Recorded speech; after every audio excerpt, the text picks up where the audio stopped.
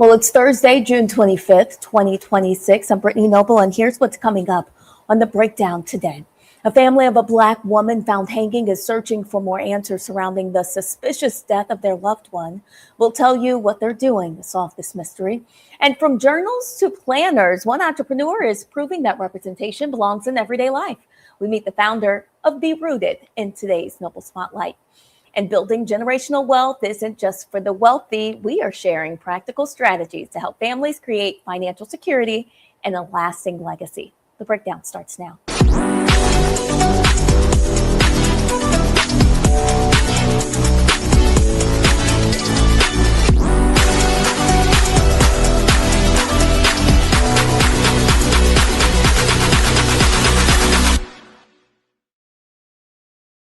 As always, we start with a breakdown of the headlines and the stories that you need to know about from across Black America.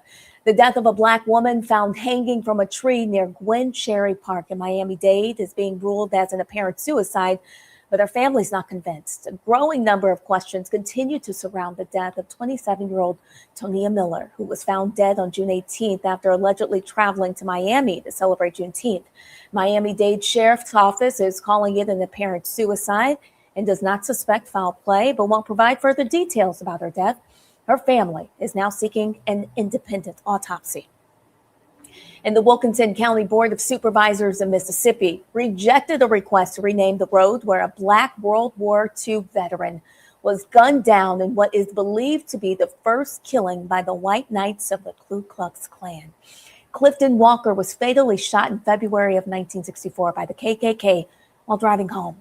Wilkinson County Constable Jordan Bud Jeter and Klansman Ed Fuller were considered suspects in the case, but then District Attorney Lennox Foreman refused to charge them. In May, Walker's family asked supervisors to change the road's name from Poorhouse Road to Clifton Earl Walker Road. But on Monday, the Board of Supervisors had turned down the request because the, quote, vast majority of the residents on the road opposed the name change. Other alternatives the Walker family suggested, naming a county-owned facility, park, bridge, maybe community center or public space to honor him, or even designating a portion of a county roadway as the Clifton Earl Walker Memorial Highway. A U.S. District Court judge in Boston permanently blocked President Donald Trump's administration from enforcing proof of U.S. citizenship when registering to vote. Judge Denise Casper ruled that the Constitution grants states and Congress, not the president, the authority to regulate elections. She found that Trump's order violated the separation of powers because the Constitution does not grant the president any specific powers over elections. Trump's order would have required people to provide documentary proof of citizenship when registering to vote, but prevented mail ballots from being counted if they arrived after Election Day, even if they were postmarked by then, and punish states that fail to comply by withholding certain federal money. And a former Georgia Army sergeant has been sentenced to life in military prison for shootings that wounded 5 at a Georgia base. 29-year-old Sergeant Cornelius Radford was sentenced to life with the possibility of parole Tuesday after being convicted of attempted murder. Army prosecutors accused Radford of targeting leaders of his supply unit when he opened fire with a personal handgun last August. He wounded 4 fellow soldiers and his then male fiance, Raquan Smith. Smith testified he was shot after following Radford into the Fort Stewart, fearing the soldier was suicidal. Radford admitted to carrying out the shootings in March when he pleaded guilty to charges of aggravated assault and domestic violence. He's insisted he never intended to kill anyone. Trial witnesses described how Radford, a supply sergeant in the 3rd Infantry Division 2nd Armored Brigade, walked to 2 officers and a conference room as he shot 4 soldiers. He was apprehended by military police and then disarmed by fellow soldiers. Radford's sentence also included a dishonorable discharge and a reduction in rank to private. Well, popular Atlanta radio personality Big Tigger was arrested over the weekend on felony charges in Sandy Springs, Georgia. Big Tigger, whose real name is Darian Morgan, was charged with aggravated battery and 3rd-degree cruelty to children. The charges stem from an incident dated June 9th Morgan was released the same day on a $10,000 surety bond. Jail records show a $9,000 bond was posted for the aggravated battery charge, and a $1,000 bond was posted for the cruelty to children charge. The 53-year-old is best known as a former host of BET's Rap City. He also serves as the official public address announcer and as an in-game host for the Atlanta Hawks. All right, coming up after the break, a clothing brand with a purpose.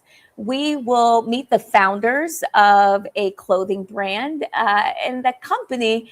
They're using fashion to spark conversations about mental health. We'll introduce you to them next. And remember, for more news headlines and in-depth coverage 24 hours a day, visit the Black Star Network. We want to be your source for stories that matter to our community. We'll be right back.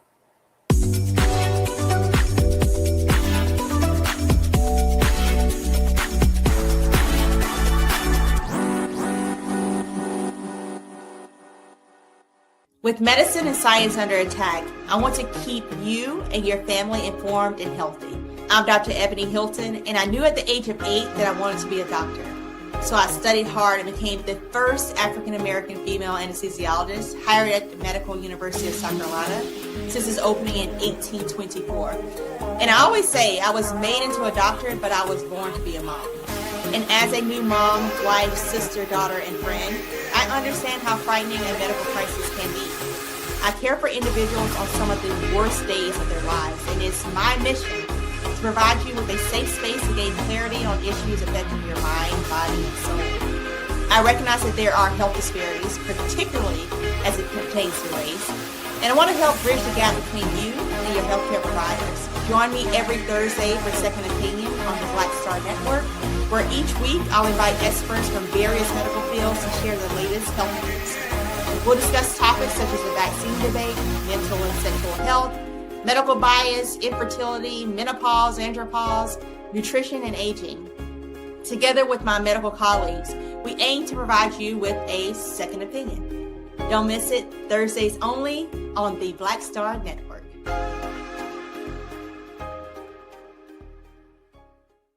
If in this country right now, you have people get up in the morning and the only thing they can think about is how many people they can hurt, and they got the power, that's the time for mourning.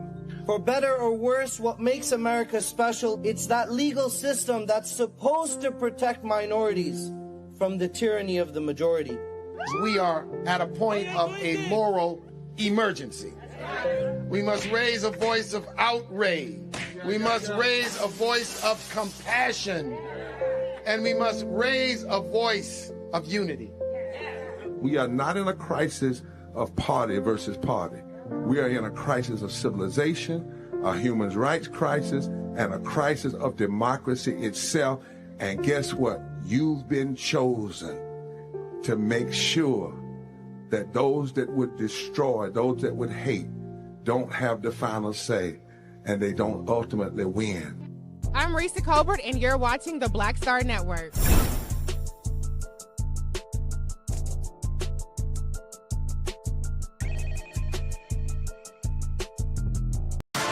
A decade of love, joy, and power. Black Voters Matter is 10 years old, and we are just getting started. This is love with a purpose. This is Black joy in motion. This is unstoppable power. Across campuses, neighborhoods, and back roads, let's go. We show up not just to vote, but to be seen, to be heard, to belong. We ride together, we organize together. We remind each other that our voices matter, because they always have. Black Voters Matter is about more than ballots. It's about housing and healthcare, clean water and living wages, education, reproductive freedom, and dignity. It's about turning pain into action, turning belief into movement, turning community into power. We don't wait to be invited. We bring the energy. We bring the love. We bring the people. Because when Black communities come together, we don't just survive, we thrive. This is how change happens. This is how history moves. We organize, we build, we win.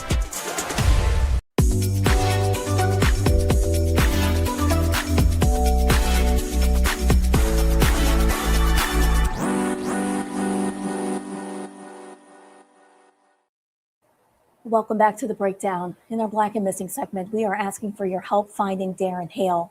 He was last seen at his residence in the vicinity of Warner and Lindsay in Gilbert, Arizona.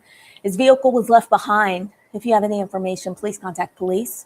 480-503-6500 is the number.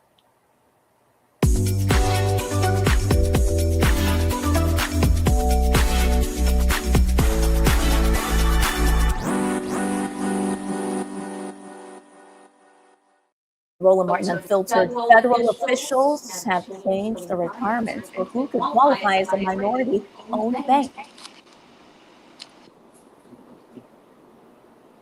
Black America continues. This time we're talking about black banks. The Trump administration changed the requirements regarding which institutions can be considered a minority-owned bank. Under the new language, seriously, a bank can qualify as a minority depository institution if it can demonstrate that 51% or more of its ownership is held by someone from a socially or economically disadvantaged group.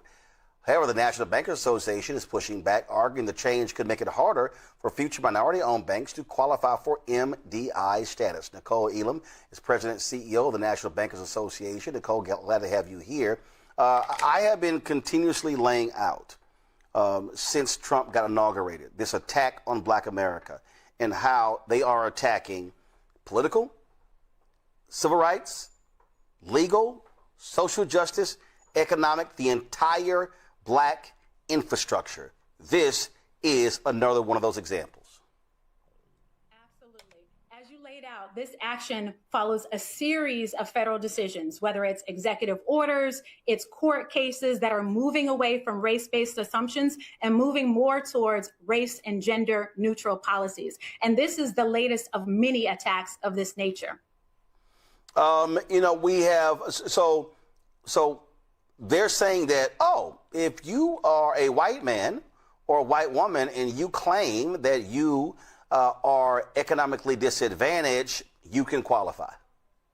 Absolutely. Absolutely. And so what they are doing is replacing a 30-year-old clear standard that said if you were Black, Hispanic, Asian, Pacific Islander, Native American, you were presumed to be part of a racially and socially economically disadvantaged group,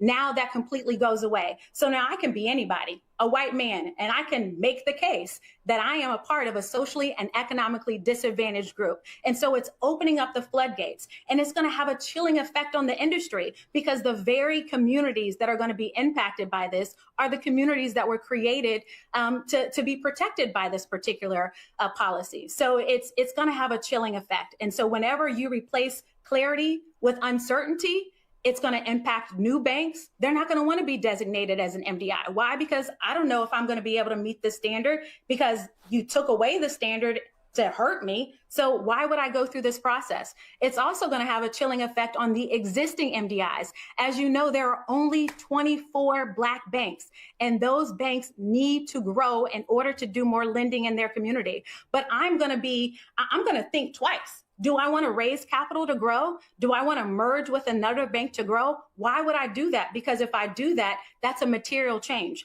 And I'm going to have to go and prove that I am now part of a socially and economically disadvantaged ownership group. Anthony, go to my iPad. This is the 5-page statement right here. The Department of Treasury Office of the Comptroller of the Currency, OCC policy statement on minority depository institutions. And it goes on here talking about how they've updated the policy statement. It says this removal improves the policy statement's expected longevity and avoids future confusion.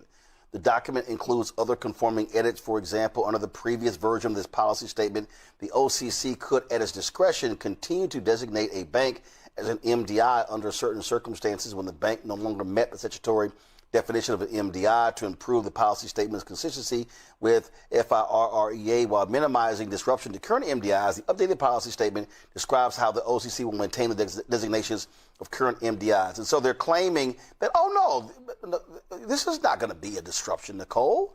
this is no big deal. Yeah, I don't know how moving from clarity from a 30-year-old standard to unclear makes it better. It's not going to make it better. There was nothing clear about a minority group being Black, Hispanic, Asian, Pacific Islander, Native American, and they added women. That was very clear. Now you're saying I'm becoming more clear and helping you out, and it's not going to have an impact on you by moving to something that's big and broad, by saying socially and economically disadvantaged. This would be easier to swallow if we had not seen everything that had happened, if we had not seen executive orders that sought to dismantle DEI programs, if we had not seen cases like the Harvard case, the section or the 8A program, SBA 8A programs that sought to dismantle these types of things. If we hadn't seen that, then maybe. But you're following the same pattern that you followed in those cases. See, this is one of the reasons why when Trump unveiled his platinum plan, I call it a tinfoil plan, I knew it was fraudulent. In fact, this right here, this is the Black Economic Empowerment and Access to Capital section. It says right here, grow minority-owned businesses with additional tax cuts to stimulate hiring and investment. It says here, increase activity and opportunity zones. Then it goes, fueling access to capital for Black-owned businesses. Increasing opportunities for small business lending and technical assistance through community development financial institutions as CDFIs in order to grow business and create generational wealth opportunities with over $400 billion in lending. Examine alternative ways to build credit. Make the Minority Business Development Agency permanent. Appoint its leader to the Assistant Secretary of Commerce level. Create a sub-office of African-American affairs and engage with private sector advisors to ensure real-world plans and solutions. Increase the number of Black-owned contracting businesses, financial service entities, and private equity investment funds through regulatory reform, up to $40 billion in government funding alongside traditional private investment, and host senior executives from major financial institutions on a quarterly basis to advance new and equitable lending programs for Black communities. Nicole, all of this was flat out trash. All of those things have been attacked. All of those things. Even when you think about the lawsuit against MBDA, all of those things have been attacked.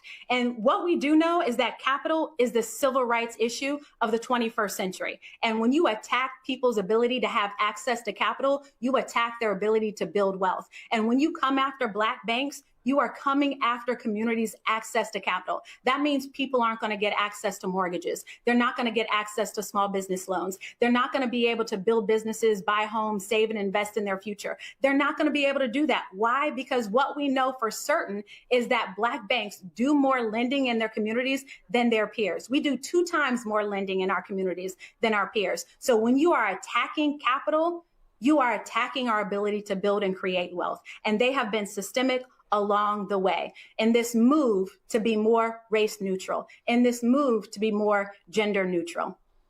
Well, and not only that, the reality is in the last year, Biden-Harris, Black businesses got $10 billion in federal contracts. It was 2%. That's not anything that's just to yell about, but the reality is that that was actually a record. And here's what we know, under Trump, it's now down to 1.2%. We know the SBA broke records 3 straight years with its lending to Black businesses, and we're seeing a massive decrease under Trump. I keep saying this is an anti-Black administration, and they do not want to see African Americans thrive.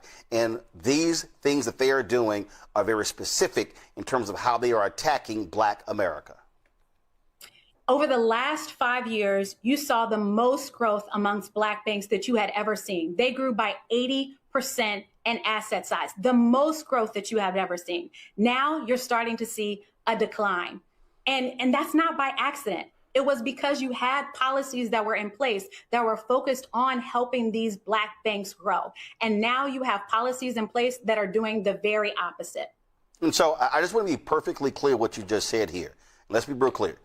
Because you had Biden and Harris, a Democratic president and vice president, and because you had them advocating specifically for Black banks and for CDFIs, and then you had, of course, the Congressional Black Caucus and others. You had them controlling the power of the purse, controlling the House those first 2 years.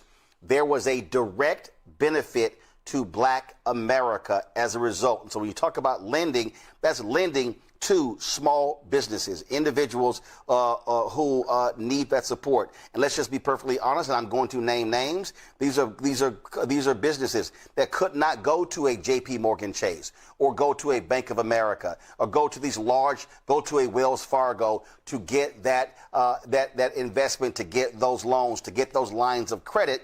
And so this is what we're seeing. And so you had Democrats who were advocating for black banks, and you were the beneficiaries of their work. And now we're seeing that it's not the case under Republican MAGA rule, correct? What I'm saying is that intentionality matters. When you have an administration that is focused on black businesses and black banks and black community lenders, you see it reflected in policies and procurement and programs. If you have an administration that is intentionally doing the opposite, you see it reflected in programs, policies, and procurement. And we are right now seeing two different things. Last question for you. Obviously, he is in the White House for 2 more years. Obviously, you've got a midterm election going on this November. Listen, if Republicans continue to control the House and the Senate, and obviously he's there in the White House, this is going to be hugely problematic for black banks over the next couple of years. Yes or no?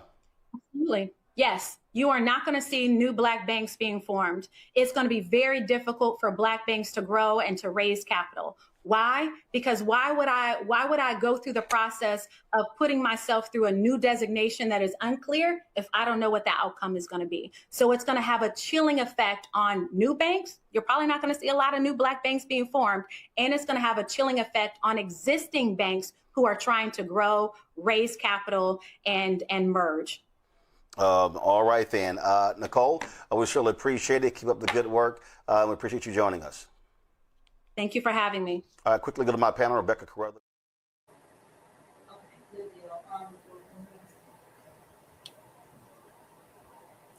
Well, coming up tonight on Roland Martin Unfiltered, Roland will examine the Supreme Court's ruling that allows President Donald Trump to end temporary deportation protections for potentially millions of foreign nationals who hail from countries like Haiti. Those stories all tonight, starting at 6 p.m. Eastern, only on the Black Star Network.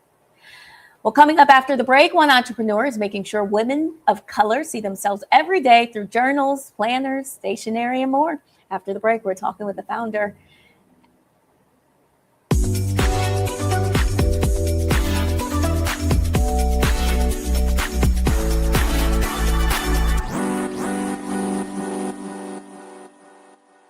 They said the quiet part out loud. Black votes are a threat, so they erased them. After the Supreme Court gutted the Voting Rights Act in 2013, Republican legislatures moved fast. New voter ID laws, polling place shutdowns, purges of black voters from the rolls.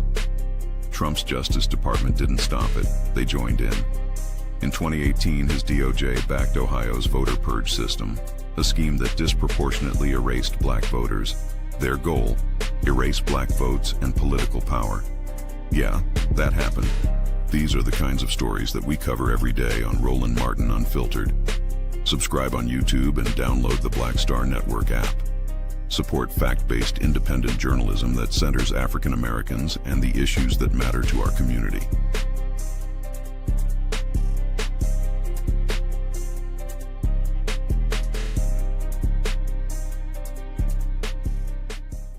If in this country right now, you have people get up in the morning and the only thing they can think about is how many people they can hurt, and they got the power, that's the time for mourning. For better or worse, what makes America special, it's that legal system that's supposed to protect minorities from the tyranny of the majority. We are at a point of a moral emergency. We must raise a voice of outrage. We must raise a voice of compassion. And we must raise a voice of unity. We are not in a crisis of party versus party. We are in a crisis of civilization, a human rights crisis, and a crisis of democracy itself. And guess what? You've been chosen to make sure that those that would destroy, those that would hate, don't have the final say, and they don't ultimately win. What's happening? This is your man, Motown recording artist Kim. You are watching the Black Star Network.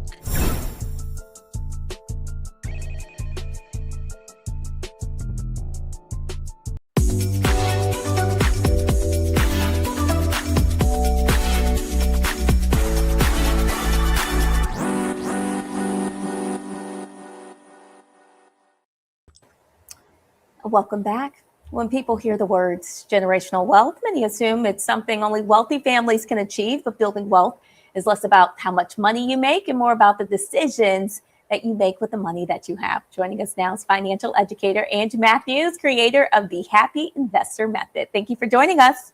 Thank you so much for having me. I'm excited to be here. Absolutely. Tell us about what got you into this work. It's so funny. I had a job and I was making $40,000 a year with 6 figures of debt. And this was about 15, 20 years ago. And when I literally Googled, how do I pay off my debt and create wealth?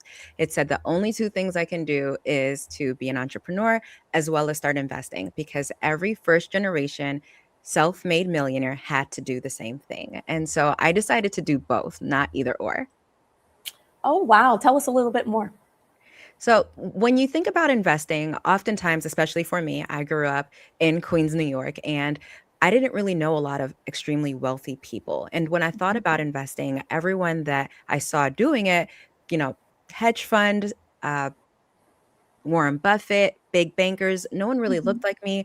Other times it wasn't necessarily people within my age demographic, and nor was it people from my gender. And what I decided to do was analyze everything that they did and incorporated a strategy called the Happy Investor Method that not only incorporated what my goals were, but as well as my background, meaning that I'm not coming from a trust fund. I'm not coming from a place where I'm debt free. I'm not also coming from a place where I only want to invest for myself. I knew that if I were to be the only person in my family that amassed great wealth, that I would use it to make it so that everyone in my family could have a comfortable life. Tell us a little bit more about the method. Absolutely. So the method has its foundation on building a portfolio of 10 strong companies. Now, I know a lot of people like to think about investing and it's really scary and intimidating, but I always think of it in terms of invest in what pays you to exist. So, of course, so many people know all the things around us like Amazon, Walmart, or a lot of the companies that we use. But what about the companies that we work for? What about the companies that have technologies? What about even investing in AI, considering so many of us already use it? And so what you want to do is find a group of core companies that really mimic your values and understand the analysis behind it. Understand how does it make money? I'm a firm believer that if you don't understand how a company makes money, you can't expect it to make you money. And you can simply do this by Googling or just going even on AI and saying, how does X company make money? And the second question I love people to ask is, are they good at making money? So a lot of us know people who make money. You know, a lot of our community members, they may be lawyers, doctors, accountants, professionals, professors. It doesn't matter, but it's okay to make money. The question is, are you good at keeping it and are you great at making it grow? So you want to find companies that can do the same. Now, why is this conversation especially important right now? It's important because we're in the greatest wealth transfer of our generation. Oftentimes, people think about a wealth transfer in terms of money being passed down from generation to generation. But typically speaking, this wealth transfer that we're in right now is the largest since the Industrial Revolution. Now, typically speaking, for people of color or even women, they weren't allowed to vote. They weren't allowed to have money or access to wealth at this level. But it is an opt-in situation. So you have to opt in to be a part of the conversation happening around the wealth transfer and the wealth that's happening right now. There are trillions of dollars being made almost every single month, added to the stock market, added to private investing. And sad to say, a lot of people in our community aren't aware of this. Right. I mean, many families right now are just thinking about, I guess, the financial pressure. What's some of the bigger mistakes that you see people trying to, or mistakes that people make when trying to build wealth? Well, I think that a lot of people freak out. And so I have one client, Dawn, and she started investing, and one day the market tanked, as it does, and it had nothing to do with the companies per se. It was a war, outside crisis, and funny enough, we're in something similar again. And the market took a little bit of a tumble, and she freaked out, and she made some permanent decisions on a short-term event. And she liquidated her retirement, she shifted things around, and she had to pay that money back essentially because she triggered a fee for taking the money out early. She thought it was just better to have it in her savings. The only thing that's wrong with that is that our savings account doesn't have the best interest anymore. And so you'll find that with inflation, with taxes, and all those things, your money isn't going to go as far as possible. So the biggest mistakes I see right now are people sometimes they're freaking out. And instead of purchasing more assets or understanding what's happening with the market, they do a reactional sell. The other thing they do is they hoard their money in their savings because they think, oh my gosh, I don't know what's going to happen in the future. Things are really shaky right now. And so they end up hoarding the money instead of taking a small portion of that and investing it so that money can actually grow and build more of a nest egg for them overall. What are some other practical conversations families should be having right now to avoid financial stress? They should have a plan for what should they do with their money in the event something goes wrong, in the event there's a layoff, in the event AI might replace their job. You just never know. Or even maybe a child in the household gets accepted into a really great university and there isn't enough money to pay for it. So you want to make a plan with all the money that you have access to, whether that be credit cards, whether that's insurance policies, retirement funds, investment accounts, and you want to make a plan to leverage the money in those accounts. So it's going to always be about interest rates. How much is the money worth and how much can you get for the money? And what I mean by this is we have a guide. So right now we have something called the Summer of Wealth, and we are doing a guide for people to show them how to understand interest rates. Because if, say, example, taking out a mortgage is 6%, which is pretty high, but the market over the last year has gone up 20%, well, then it's okay to put your money in the market to pay for the home that you have. So what you want to do is just prepare for the future goals that you have right now when you have a very calm environment. Make a plan so that you actually have a plan before you need it. Let's talk about retirement for a bit. You also encourage people to enjoy life right now. I do. So I believe in something called work optional. And it's not necessarily that I'm waiting for a particular age or our students or clients are going to wait for a particular age. It's not going to be that way. I think that for a lot of us, we're going to continue working for as long as we want to, because quite frankly, we'll be bored. And so we have clients where they chose to not retire, but to be work optional. Now you can be work optional in 5 years or 10 years. It just matters on how much money have you set aside for you to have a certain amount coming in every single month. And I do believe in mini retirements. And so long gone are the days where you work tirelessly until you're about 67 or 70 years old and then try to travel the world or live your best life. That's not really going to work out. There isn't a handicap accessible lane in Machu Picchu or Mount Everest. And so you want to make sure to enjoy your wealth now while you can. And so we want to get to this work optional number. This work optional number can happen if you have a right amount of assets, making a certain percentage every single month, paying you money. And we talk a lot about this. If you go to happyinvestorguide.com, we have a guide there where people can find out 7 mistakes keeping you from a high net worth. So at happyinvestorguide.com, I have a guide there. It's completely free to show you how you can become work optional. And what you want to make sure to do is not always think about the end, but think about how you want to live for the rest of your life. And so if you think you're late to the party, you're not. We've got students who are in their 70s. And I ask, if you think you're going to be around in the next 10 to 15 years, still start investing, because the you in the future is going to appreciate it today. All right, Ange, tell us how we stay connected to you in the future. Well, I'd love to stay connected. You can find me on Instagram at Happy Investor Method, or you can find us online at happyinvestorguide.com to get your free guide on how you can avoid 7 really costly mistakes from getting you to a high net worth. And I'm so thankful for thank you for giving me the opportunity to share this information with our community. It's so needed. Absolutely. Ange Matthews, thank you so much for joining us today on The Breakdown. You can go to her website. It's happyinvestormethod.com. We appreciate you so much. Thank you. Bye-bye. Absolutely. Have a great day. All right, folks, we still have more news on the other side of the break. Stay with us. You're watching The Breakdown.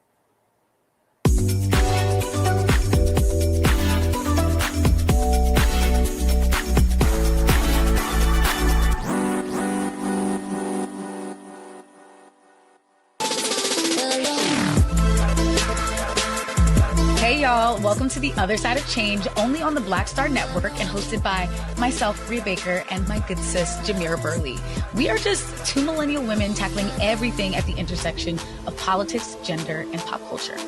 And we don't just settle for commentary. This is about solution-driven dialogue to get us to the world as it could be and not just as it is. Watch us on the Black Star Network, so tune in to The Other Side of Change.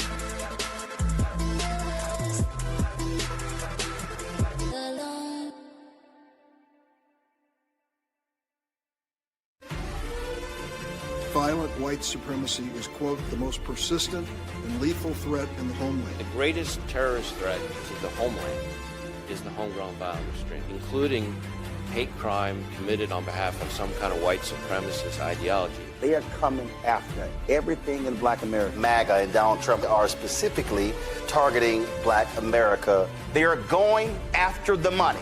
Attack Black Lives Matter. Attack critical race theory, attack woke, DEI. MAGA wants to defund Black America. This is a perfect example of their desire to completely degrade and de-emphasize Black people.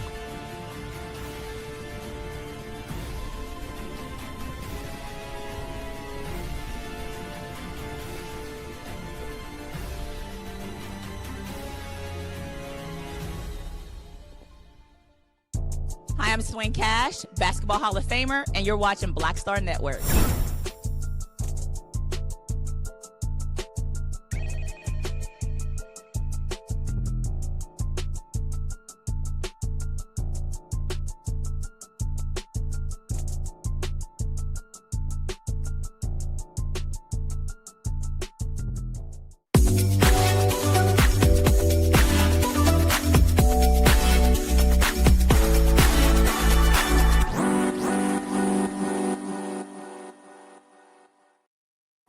Welcome back to The Breakdown, a clothing brand on a mission with more than a goal to just make you look good. They are aiming to spread awareness of mental health. Its creators are sharing why they're using clothing and designs to share a message of hope. Benny, can you tell us a little bit more about Culture Shock and why you all chose fashion to spread awareness of mental health? Yes.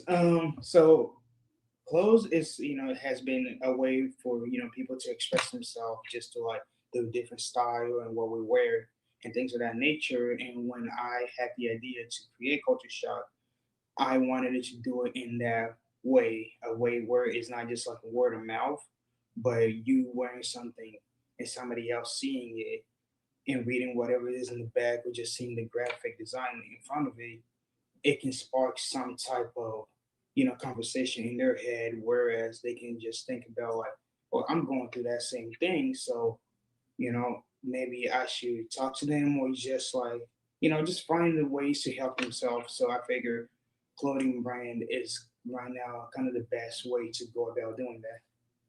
Tell us a little bit more about the clothing brand and some of the messages that are on the clothes.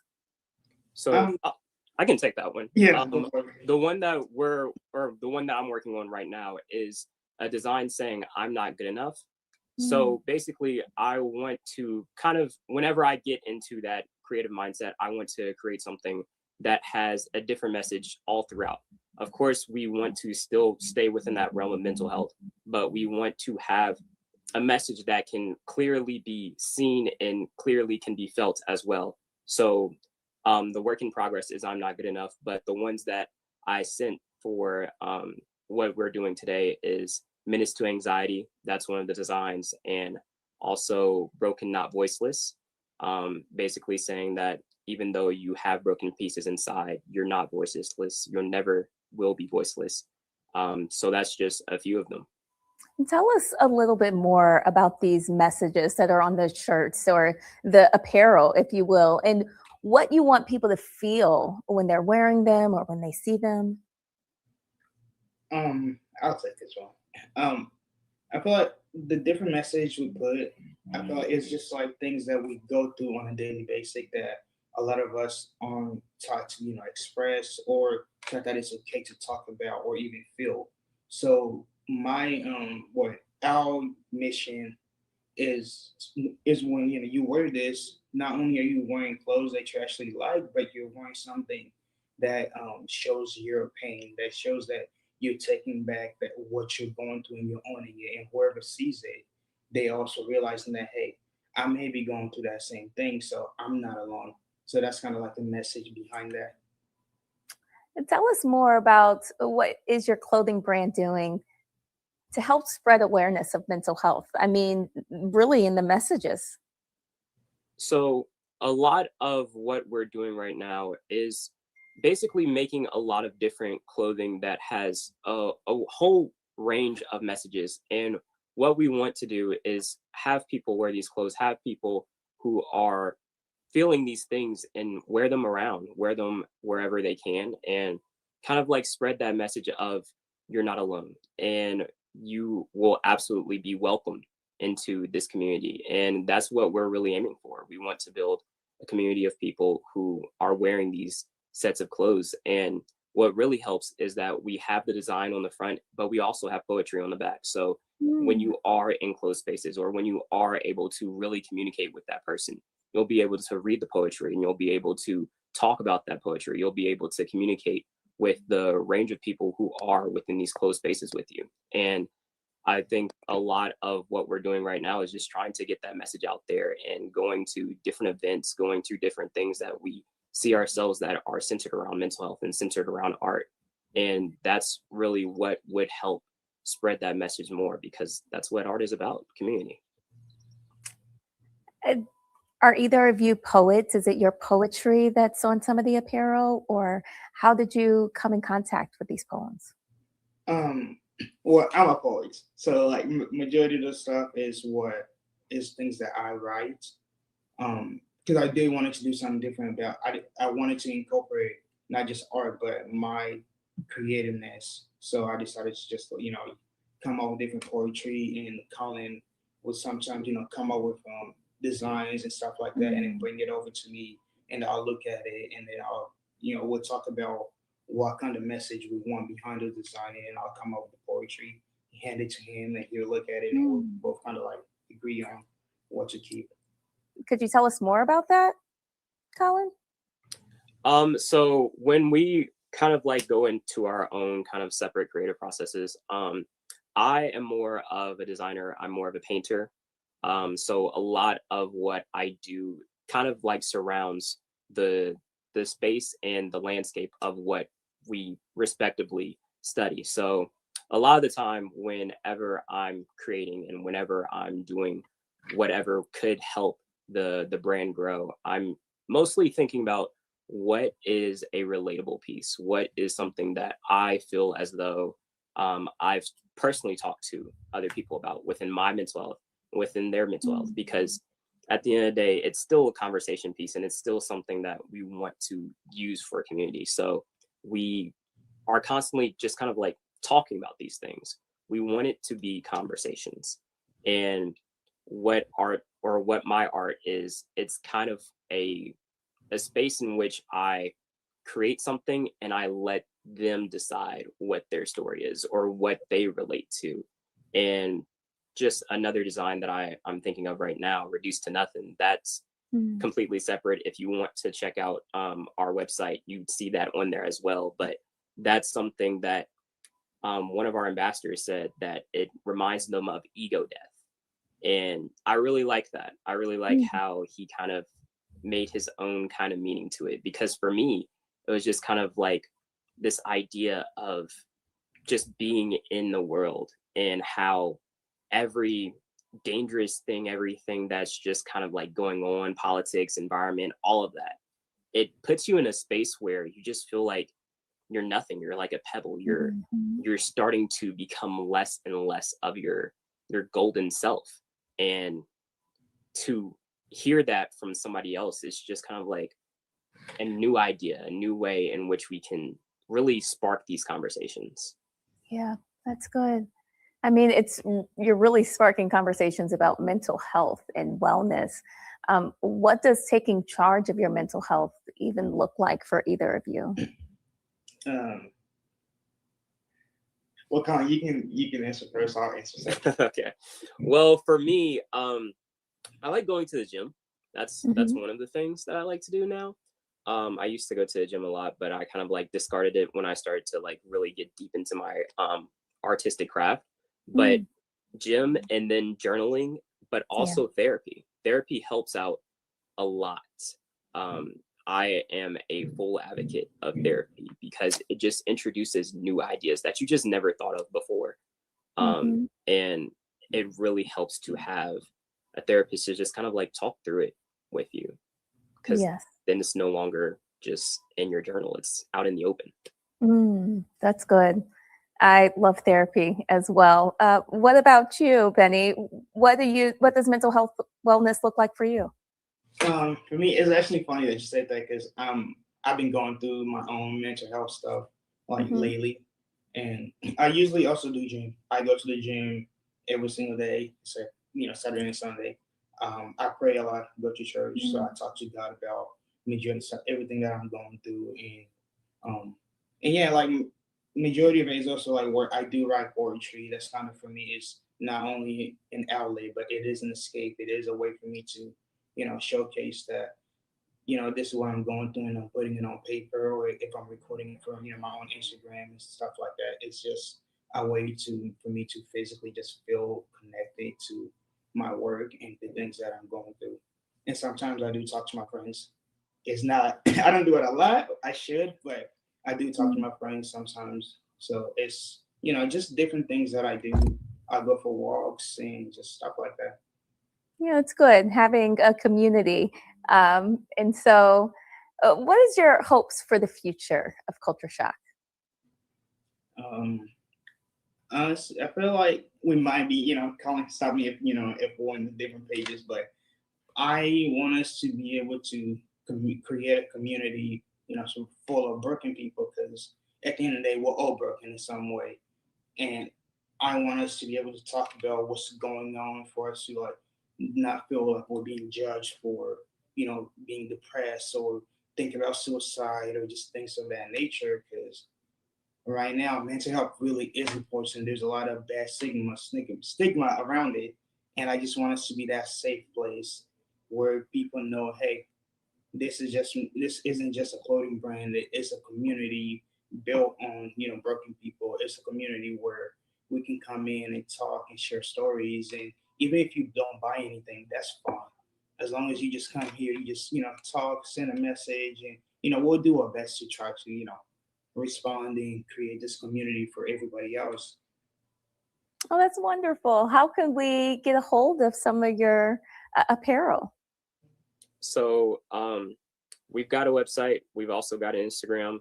I'll say the Instagram right now, culture_shock25. That is our Instagram, and you'll see our website on there as well. And as for any kind of messages that you would want to send to us, we also have an email. That email wasn't sent here, but it is cultureshock64@gmail.com. So send in an email. We will respond, and we will try to really communicate and have a conversation, because one of the things that we really hope to do is kind of build different designs off of other things that people are going through. I just went to somewhere last night and I talked to some couple who was really talking about like relationship stuff, a lot of things that deal with baggage within relationship, and already I'm thinking about a design for it. So Benny and Colin, the founders of Culture Shock, the brand, thank you so much for joining us today on The Breakdown. Thank you.